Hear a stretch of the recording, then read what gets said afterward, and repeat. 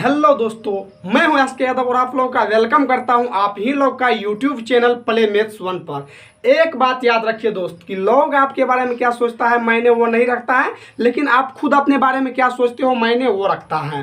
तो चलिए आज बिल्कुल अलग अंदाज से एक चैप्टर, गणित का चैप्टर ट्रिगोनोमेट्री की शुरुआत कर लेते हैं, यानी कि त्रिकोणमिति का।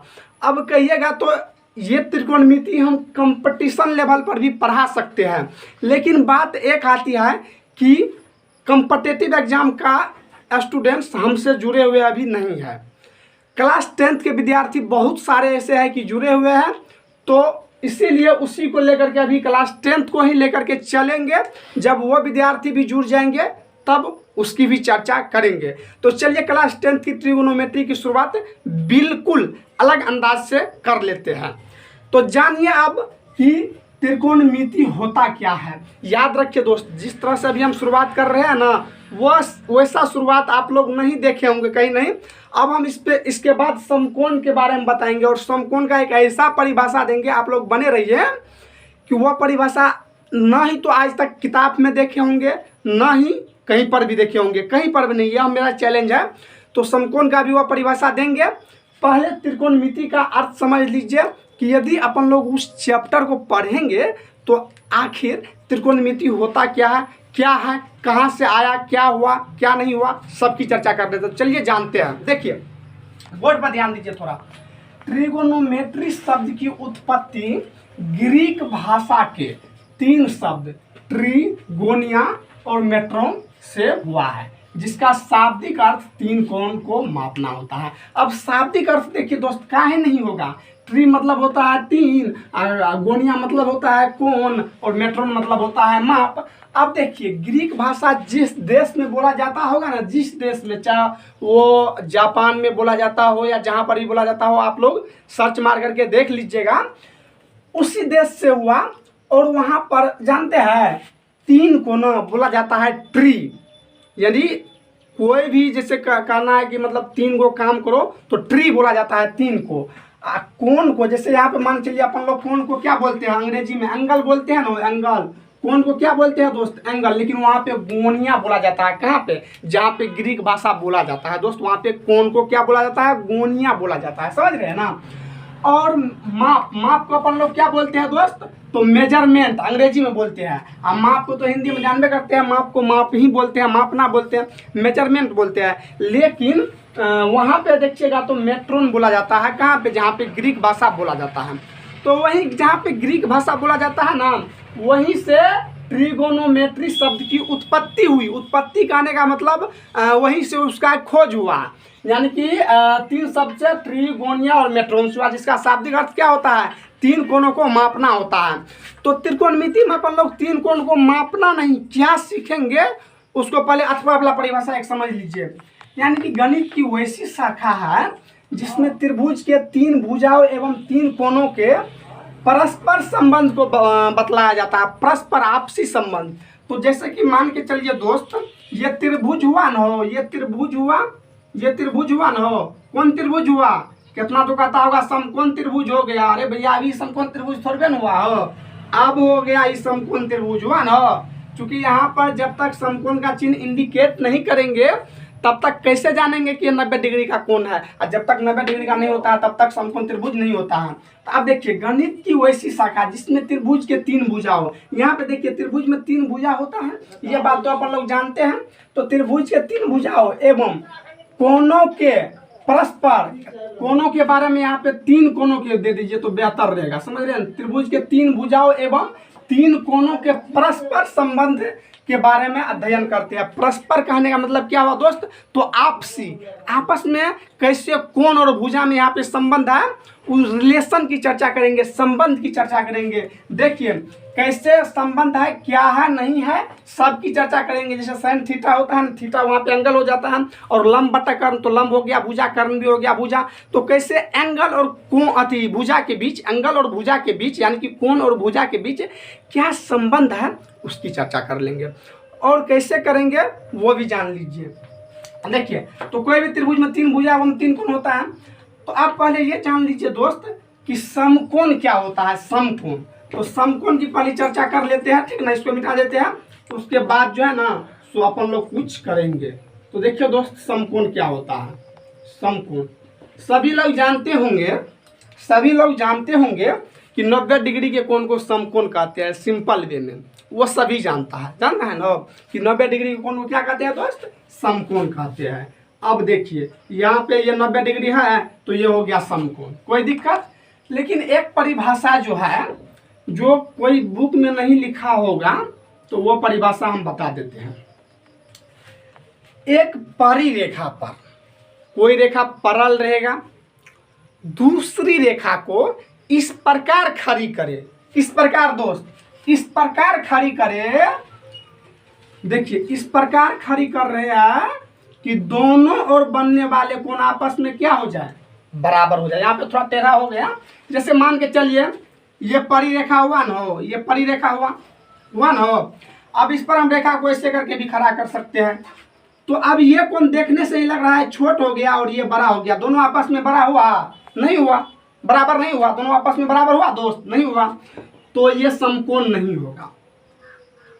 उसको इस प्रकार खड़ा करना है, एक परिरेखा पर दूसरी खड़ी रेखा, यानी कि इस प्रकार खड़ा करेंगे। किस प्रकार दोस्त, कि उससे बनने वाले दोनों कोण आपस में क्या हो, बराबर हो, दोनों कोण।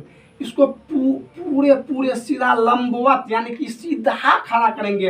अब देखिए जरा गौर से, तो जिससे कि ये कोण और ये कोण दोनों क्या होना चाहिए दोस्त, आपस में बराबर होना चाहिए।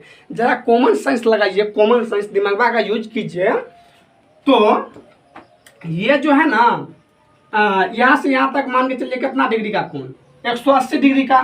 और जब 180 डिग्री को दो बराबर भागों में बांटेगा तो कितना डिग्री का होगा, 90 का होगा। स्वाभाविक बात है, सिंपल बात है कि यदि 180 को दो बराबर भाग में बांटेंगे तो 90 होगा।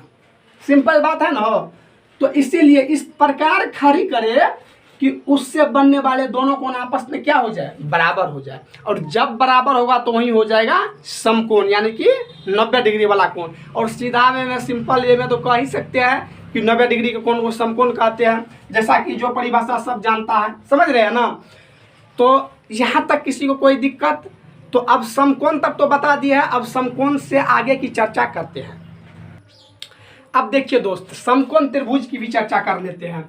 तो अभी हमने समकोण का चर्चा किया, सीधा सिंपल वे में जितना आप लोग जानते हैं कि 90 डिग्री कोण को समकोण कहते हैं, वो परिभाषा शायद दिमाग में नहीं घुसा होगा, समझे ना। तो अब देखिए त्रिभुज, समकोण त्रिभुज, तो त्रिभुज कहने का मतलब तीन भुजा से घिरी हुई क्षेत्र को त्रिभुज कहते हैं ना। समकोण, तो समकोण कहने का मतलब उसमें एक कोण क्या होना चाहिए, समकोण होना चाहिए। जैसे मान के चलिए ये हो गया समकोण जी, हो गया, नहीं हुआ हो। अब देखिए ये हो गया समकोण, अभी नहीं हुआ, अब हो गया समकोण। अब चूंकि एक कोण को समकोण कर दिया, यानी कि एक कोण को क्या कर दिए दोस्त, तो 90 डिग्री कर दिए। तो एक कोण को जो 90 डिग्री कर दिए ना, तो वही हो गया समकोण त्रिभुज। यानी कि ऐसा त्रिभुज जिसका एक कोण क्या हो दोस्त, 90 डिग्री हो, तो क्या हो जाएगा, वो समकोण त्रिभुज हो जाएगा। सीधा में परिभाषा, समझे ना। अब चलिए चलते हैं त्रिकोणमितीय अनुपात, यानी कि ट्रिगोनोमेट्रिक रेशियो। ट्रिगोनोमेट्रिक रेशियो तो समकोण त्रिभुज में जो होता है ना, किसमें होता है ये लागू जी, तो समकोण त्रिभुज में ना जी, समकोण त्रिभुज में दो भुजाओं को क्या करेंगे दोस्त, समकोण त्रिभुज में दो भुजाओं को एक साथ रखकर, दो भुजाओं क्या करेंगे, दो भुजा को एक साथ रख करके कुल 6 गो संभव अनुपात बनाया जाएगा। क्या गो संभव अनुपात बनाया जाएगा दोस्त, 6 गो। और वह जो संभव अनुपात बनेगा वही हो जाएगा त्रिकोणमितीय अनुपात। तो इसका डिफिनेशन यदि आप लोगों को लिखना है तो हम मुख से बोल देते हैं, आप लोग लिख लीजिए। समकोण त्रिभुज में दो भुजाओं को एक साथ रखकर कुल 6 संभव अनुपात बनाया जा सकता है। समकोण त्रिभुज में दो भुजाओं को एक साथ रखकर कुल 6 संभव अनुपात बनाया जा सकता है, जिसको क्या कहते हैं, जिसको त्रिकोणमितीय अनुपात कहते हैं। यहाँ तक किसी को कोई दिक्कत, तो त्रिकोणमितीय अनुपात अपन लोग समझ गए। तो ये त्रिकोणमितीय अनुपात जो लागू होगा दोस्त, तो कौन त्रिभुज में लागू होगा, तो समकोण त्रिभुज में लागू होगा। कोई दिक्कत? तो यह त्रिकोणमितीय अनुपात कौन त्रिभुज में लागू होगा दोस्त? तो समकोण त्रिभुज में लागू होगा। तो कैसे होता है समकोण त्रिभुज में लागू, उसको देख लेते हैं। अभी ये समकोण है हो नहीं ना, अब हो गया समकोण। अब क्या हो गया दोस्त? तो समकोण हो गया, समझ रहे हैं ना। तो देखिए ये लागू कैसे होता है और कैसे नहीं। चलिए मान के चलिए ये ए बी सी क्या हो गया दोस्त? तो समकोण त्रिभुज है ना, समकोण त्रिभुज। अब देखिए त्रिकोणमितीय अनुपात जानने से पहले अपन लोग को एक चीज जानना पड़ेगा, और वो चीज क्या है जानते हैं दोस्त? तो पाइथागोरस प्रमेय। यदि वो जान लेंगे तो शायद बेहतर रहेगा मेरे ख्याल से। तो चलिए पहले समकोण त्रिभुज में पाइथागोरस प्रमेय को जान लेते हैं। समकोण त्रिभुज में कौन चीज को जानेंगे दोस्त? तो पाइथागोरस प्रमेय को। समकोण त्रिभुज में पाइथागोरस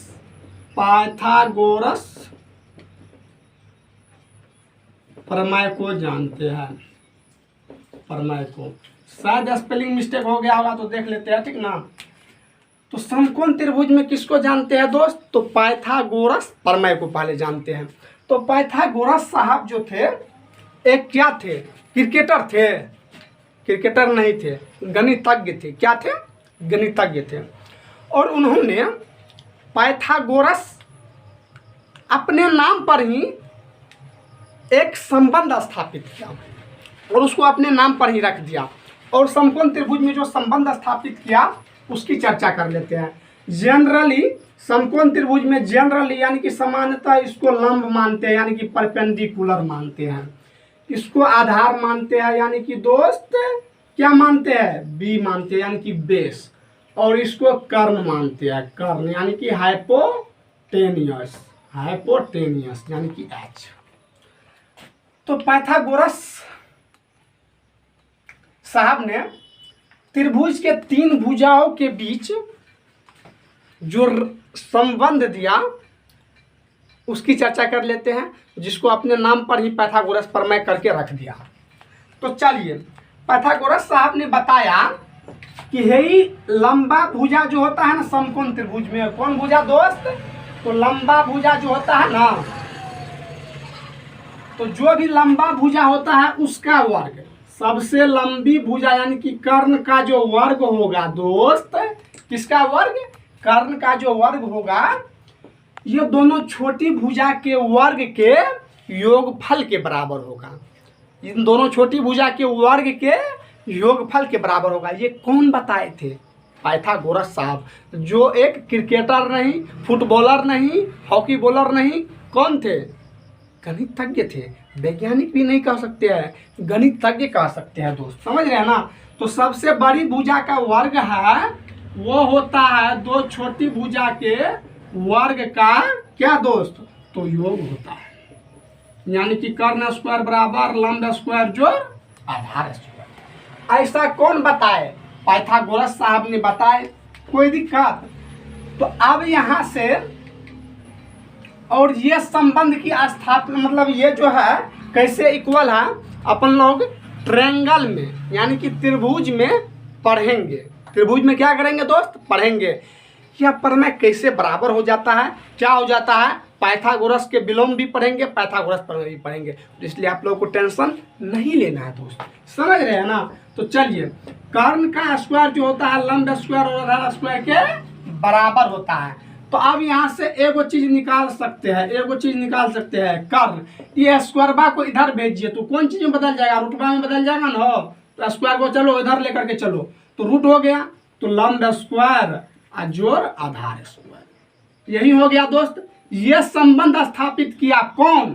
तो पाइथागोरस साहब बोले कि समकोण त्रिभुज में सबसे बड़ी भुजा का वर्ग अन्य दो छोटी भुजा के वर्ग के योगफल के बराबर होगा। समकोण त्रिभुज में ऐसा सिर्फ लागू होगा, सबसे बड़ी भुजा का वर्ग अन्य दो छोटी भुजा के वर्ग के योग के बराबर होगा। कौन बताया था? पाइथागोरस साहब ने।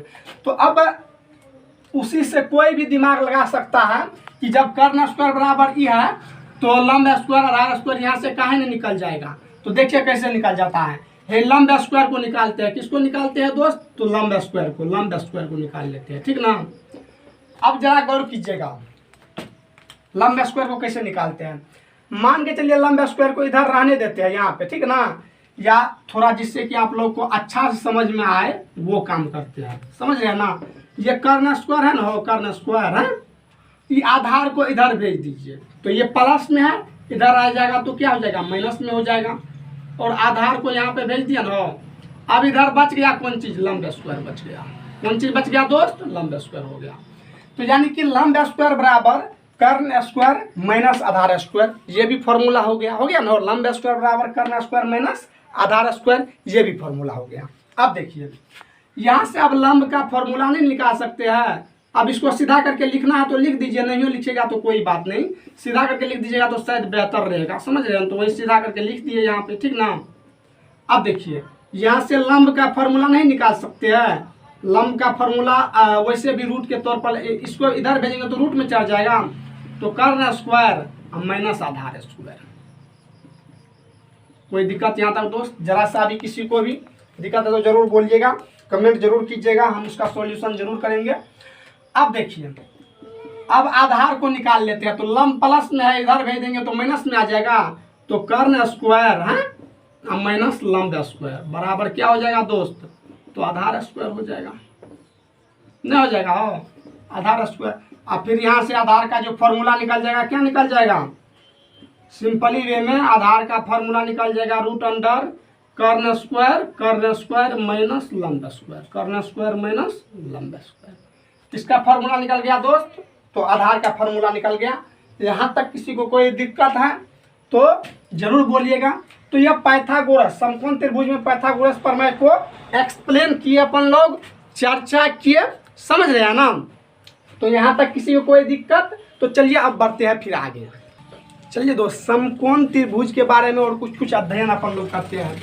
ये जो है त्रिकोणमितीय अनुपात यानी कि ट्रिगोनोमेट्रिक रेशियो, इसकी चर्चा तो करेंगे कल, फिर कुछ अलग करके, समझ रहे हैं ना। लेकिन उससे पहले जो चीज़ जानना है उसको बता देते हैं। उसको क्या करते हैं दोस्त? बता देते हैं। अब देखिए स्टार दे करके लिख लीजिएगा जो हम लिखा रहे हैं मुंह से। समकोण त्रिभुज में सबसे बड़ी भुजा को कर्ण कहते हैं। समकोण त्रिभुज में सबसे बड़ी भुजा को कर्ण कहते हैं। दूसरा स्टार देकर के लिख लीजिएगा दोस्त, दूसरा स्टार देकर के लिख लीजिएगा। समकोण त्रिभुज में कर्ण स्थिर रहता है, कर्ण स्थिर रहता है, जबकि लंब एवं आधार आपस में अदला बदली होते रहता है। लंब एवं आधार आपस में अदला बदली होते रहता है। अब देखिएगा दोस्त, ये कर्ण जो है ना, ये कर्ण ही रहेगा, इसको कोई मायका लाल नहीं हटा सकता है, कोई नहीं हटा सकता है, ये वहीं पर रहेगा। लेकिन ये आधार जो है कभी उठकर यहाँ पे आ जाएगा तो कभी यहाँ पे, ये लंब कभी यहाँ पे तो कभी उठ करके यहाँ पे आ जाएगा। ये बात देख लीजिएगा कभी क्या होता है क्या नहीं। तो कर्ण तो स्थिर रहता है, उसमें रिलेशन भी बता दिए ना हो। अब तीसरा स्टार देकर के लिखिएगा, तीसरा स्टार देकर के लिखिएगा। समकोण त्रिभुज में एक समकोण के अलावा दो न्यून कोण होता है। समकोण त्रिभुज में एक समकोण के अलावा दो न्यून कोण होता है। जो आदमी नहीं लिखते होंगे वो कभी नहीं सीख पाइएगा, इसलिए लिख लीजिए। मुंह से बोल देते अभी लिखते चलिए। समकोण पॉज करके वीडियो को रोक करके लिखते जाना है। समकोण त्रिभुज में समकोण के अलावा दो कोण जो बचता है उसको क्या कहते हैं दोस्त? तो न्यून कोण कहते हैं। अब चौथा स्टार दे देना है। समकोण त्रिभुज में किसी भी न्यून कोण के, समकोण त्रिभुज में किसी भी न्यून कोण के सम्मुख भुजा, किसी भी न्यून कोण के सम्मुख भुजा को लंब कहते हैं। समकोण त्रिभुज में किसी भी न्यून कोण के सम्मुख भुजा को लंब कहते हैं। समकोण त्रिभुज में न्यून कोण के किसी भी न्यून कोण के सम्मुख भुजा को क्या कहते हैं दोस्त? लंब कहते हैं। किसी भी न्यून कोण के, कोई ये न्यून कोण है, ये है, अब ऊपर जो सम्मुख भुजा रहेगा ना, सम्मुख, उसको लंब कहते हैं। और कर्ण तो फिक्स ही रहता है, कर्ण तो फिक्स ही रहता है, और जो बच गया उसको क्या कहते हैं? आधार कहते हैं। समझ रहे हैं ना? जो बच गया उसको क्या कहते हैं दोस्त? तो आधार कहते हैं। पढ़ने वाले विद्यार्थी समझते होंगे, नहीं पढ़ने वाले तो नहीं समझते होंगे। जैसे इसको समझिए थोड़ा गौर से, नहीं समझना है तो नहीं समझिए, नहीं समझना है तो समझिए। समझ रहे हैं ना? समझना तो होगा ही आप लोगों को, चाहे जैसे भी हो, जो भी हो। जैसे ये A B C F G H है ना, या इसको भी ए बी सी ही मान लेते हैं, तब एक चीज स्पष्ट हो जाएगा। ए बी सी ही मान लेते हैं, समझ रहे हैं ना? A B C. देखिए दोनों में दोस्त क्या है? तो दोनों में है ये समकोण है, ये अभी हमने दर्शाया। तो इसका मतलब हो गया कि दोस्त ये समकोण त्रिभुज हो गया। इसका मतलब हो गया ना कि समकोण त्रिभुज हो गया। अब देखिए अभी हमने लिखाया, यहाँ पे देखिए कोण सी के लिए कर लेते हैं। किसके? कोण सी के लिए। तो कोण सी यहाँ पे क्या हो गया? समकोण हो गया, अधिक कोण हो गया। बेवकूफ बेहयाब, समकोण और अधिक कोण नहीं हुआ। कोण सी यहाँ पे हो गया कौन चीज दोस्त? तो न्यून कोण हो गया। समझ रहे हैं ना? कोण सी यहाँ पे कौन चीज हो गया? न्यून कोण हो गया। तो ये कोण सी के लिए यदि देखें तो लंब जो हो जाएगा, कौन चीज? लंब जो हो जाएगा, अभी हमने बताया कि कोई भी एंगल, कोई भी कोण के सम्मुख भुजा को क्या कहते हैं दोस्त? लंब कहते हैं। और एक सम्मुख यानी कि सामने में कौन भुजा है? तो ये देखिए यही ना, सामने में हो, सामने में यही ना है, तो लंब हो जाएगा ए बी। कोण सी के लिए लंब क्या हो गया दोस्त? तो ए बी हो गया। अब ये बेचारा कर्ण में तो फिक्स ही रहता है, ये कर्ण तो ऐसी रहबे करेगा। ये तो भैया फिक्स रहता है कि जो सबसे बड़ी दिखे उसको कर्ण कह दो, जो भुजा सबसे बड़ी दिखे उसको कर्ण कह दो। लफड़ा जो रहता है तो लंब और आधार में रहता है। तो एंगल की बात है, जिस एंगल की बात करें उसके सामने वाली भुजा को लंब कह देंगे। और बच गया कौन चीज? तो बच गया BC, जिसको कह देंगे आधार। जिसको क्या कह देंगे दोस्त? आधार कह देंगे। कोई दिक्कत? अब देखिए, अब यहाँ पे कोण ए के लिए देखिए लंब क्या हो जाता है? कोण ए के लिए, किसके लिए दोस्त? तो कोण ए के लिए देखिए लंब क्या हो जाता है, जरा गौर कीजिएगा। अब कोण ए का सम्मुख भुजा कौन है? यानी कि सामने वाली भुजा, सीधा अटैक करने वाली भुजा। देखिए कोण ए यहाँ पे है और इसके सामने वाली भुजा सीधा, आपको यदि वहां पे आप खड़ा हो जाइएगा तो सीधा उस भुजा को देखिएगा। तो सामने वाली भुजा तो अब हो गया BC, और जो सामने वाली भुजा होगा वही क्या होगा दोस्त? तो लंब होगा। तो लंब जो हो जाएगा दोस्त क्या होगा? BC हो जाएगा। यहाँ पे देखिए लंब ए भी हो गया, किसके लिए? कोण सी के लिए, लेकिन कोण ए के लिए उसके सामने वाली भुजा जो है वो BC हो गया, तो लंब हो गया BC। कोई दिक्कत?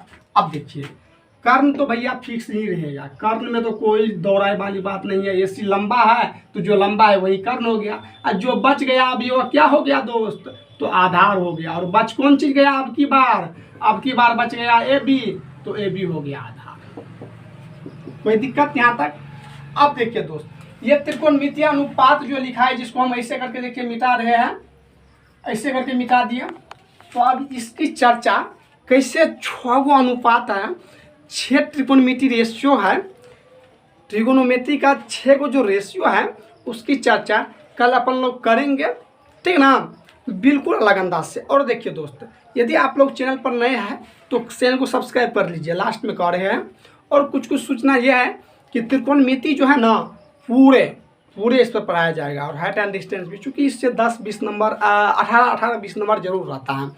और उधर पूरा काहे नहीं पढ़ाए, आप लोग के यदि मन में डाउट आता होगा तो उधर जान लीजिए पूरा काहे नहीं पढ़ाए। 5-10 नंबर रहता है, और 15 दिन हम बीच में इंगेज हो गए थे, जिसके कारण कि उधर अब पढ़ाने का मन ही नहीं कर रहा था, कुछ नया चीज़ शुरुआत करने का मन कर रहा था दोस्त, तो इसलिए नया चीज़ शुरुआत कर दिए। और इसको पूरा पढ़ाएंगे, और कंपटीशन का भी ट्रिक टेबल लेकर के आएंगे, और फिर एक कहानी लेकर के आएंगे। बहुत ही ज़बरदस्त कहानी है, वो कहानी जो सुने थे उससे भी बेहतर कहानी है, जो कि सबको सुनने के लिए मजबूर होना पड़ेगा, ऐसा कहानी फिर बनाए हैं। तो चलिए दोस्त, मिलते हैं फिर कल, बहुत समय हो गया, तब तक के लिए दोस्त जय हिंद, जय भारत, वंदे मातरम।